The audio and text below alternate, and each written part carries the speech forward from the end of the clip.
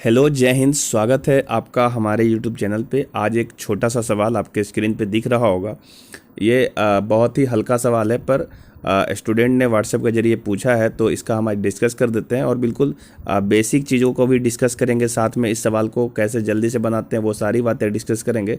तो पूरा वीडियो बिना स्किप किए हुए देखना, आपको इस टाइप का सवाल आसानी से समझ में आ जाएगा। सवाल कर रहा है कि रमन द्वारा एक कमीज 10% और 20% की दो क्रमागत छूट दी जाती है। यदि कमीज का अंकित मूल्य 600 रुपया है तो छूट का मान क्या होगा। ठीक है, देखो बहुत सिंपल सा बात है कि जो ये छूट होता है ना, ये छूट हमेशा ही अंकित मूल्य पे दिया जाता है और अंकित मूल्य का मान दिया हुआ है 600 रुपया। देखो समझना इसका बेसिक अप्रोच और इसका शॉर्ट अप्रोच भी हम आपको बताएंगे कैसे आपको बनाना है।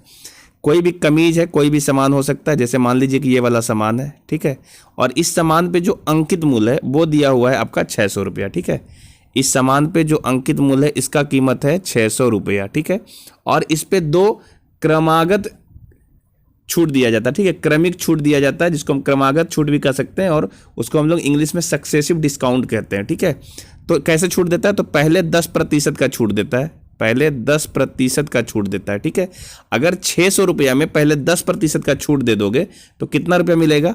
तो आप इसको ऐसे कैलकुलेट कर सकते हो कि 600 रुपया है, इसका 10% निकालेंगे, 10%, तो ये वैल्यू आ जाएगा 60 रुपया। आप डायरेक्ट भी बोल सकते थे, जिसको पता है वो डायरेक्ट कर सकता है, जिसको नहीं समझ में आता है वो ऐसे निकाल सकता है। ठीक है, तो 60 रुपया का डिस्काउंट देगा तो इस सामान का कीमत क्या हो जाएगा, पहले 600 था उसमें 60 रुपया का डिस्काउंट देगा, मतलब ये वाला वैल्यू घट जाएगा।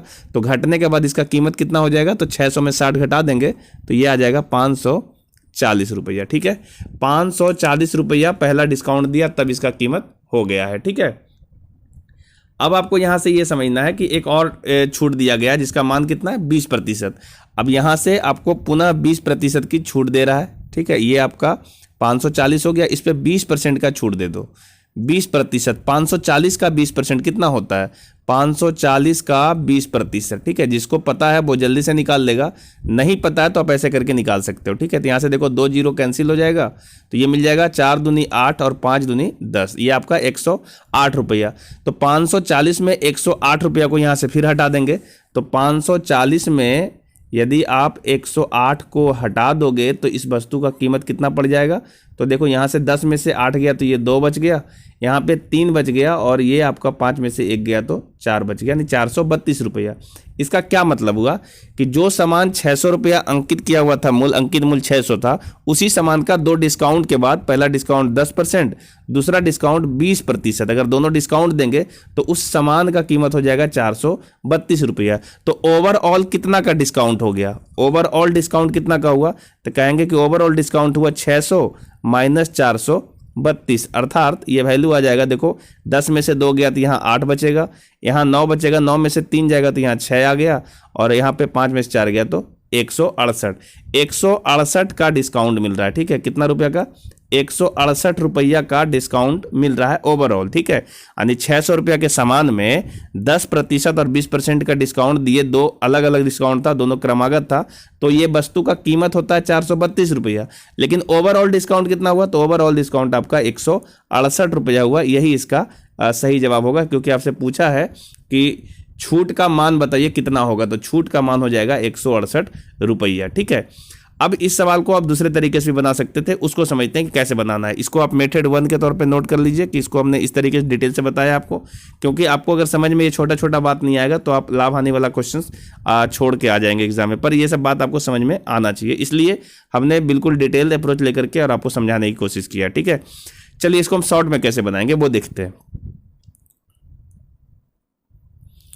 तो देखिए ये जो सवाल दिया हुआ, कभी भी इस तरीके का कोई सवाल दे और जिसमें दो सक्सेसिव डिस्काउंट दे या दो क्रमागत छूट दे, तो आप एक फॉर्मूले का यूज करना। ठीक है, फॉर्मूला कहता है x प्लस बाई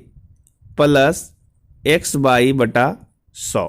ठीक है, ये एक छोटा सा फॉर्मूला जिसको दिमाग में आप सेट कर लो और इससे आपका बड़ा अच्छा काम निकल जाएगा। जैसे देखो दो चीजें होता है, एक है क्रमागत छूट जो कि आपका सवाल दिया हुआ है, और एक होता है क्रमागत वृद्धि। वृद्धि का मतलब ये है कि जैसे किसी भी सामान का दाम पहले 10% घटा, फिर 10% घटा, तो इसको हम छूट बोले, लेकिन वहीं पर 10% बढ़ता और फिर 10% बढ़ जाता तो उसको क्रमागत वृद्धि कहते। और दोनों के लिए एक ही फॉर्मूला आपको याद करना है, ठीक है। बस ध्यान ये रखना है कि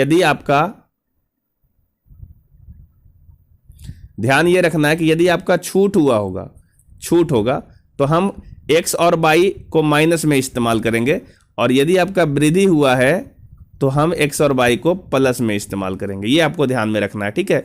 अगर एक वृद्धि एक कमी आएगा तो एक प्लस में एक माइनस में रख लेंगे तो भी आपका सवाल सॉल्व हो जाएगा। अब देखिए यहाँ पे क्या बोला है कि 2 क्रमागत छूट है, तो हम x की जगह पे पहले रखेंगे -10, उसके बाद फिर आपका 20 है तो रखेंगे -20, प्लस यहाँ देखिए -10 और गुने -20, तो ये वैल्यू आ जाएगा। नीचे आपका 100 है तो 100 से भागा दे दीजिए, तो ये देखिए आ गया -10 -20, यहाँ पे -30 आ जाएगा।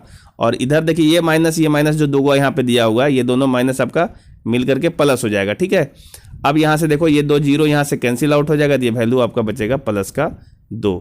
तो ओवरऑल अब देखिए यहाँ पे कितना मिल रहा है, -28%। कितना मिला, -28%। दैट मीन्स ये कि दोनों छूट था ना, तो 28% का छूट मिलेगा, 28% का छूट मिलेगा। ये ओवरऑल छूट है, ये जो 10% और 20% अलग अलग छूट दिया है, इस दोनों छूट का ओवरऑल डिस्काउंट है आपका 28%।